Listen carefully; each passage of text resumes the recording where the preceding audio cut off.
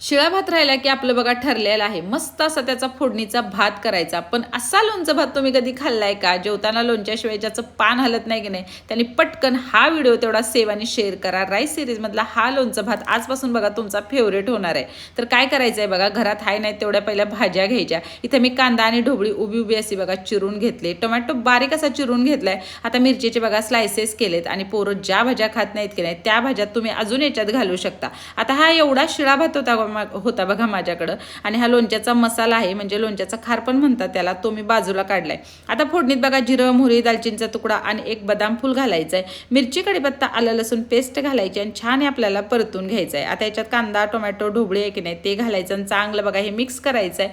लोणच्याच्या खरात आणि भातात पण बघा मीठ असतं, त्यामुळे चिमूटभरच मीठ याच्यात घालायचं आहे. हळद घालायची, बाकी काही मसाले याच्यात घालायची गरज नाही. एखादं मिनिट बघा याच्यावरती झाकण ठेवायचं आहे. मग याच्यात लोणच्याचा जो खार आहे की नाही बघा तो घालायचा, मिक्स करायचं, नंतर त्याच्यात भात घालायचा आणि छान आपल्याला हे परतून घ्यायचंय. आता तुम्ही म्हणाल काय अहो शिळं खाताय, पण कधीतरी बघा असं शिळं राहतं आणि ते काही फेकावंसं वाटत नाही. लोणच्याचं नाव जरी ऐकलं की नाही तरी तोंडाला पाणी सुटते. नक्की असा लोणचं भात करून बघा आणि सबस्क्राईब पण करा बरं का.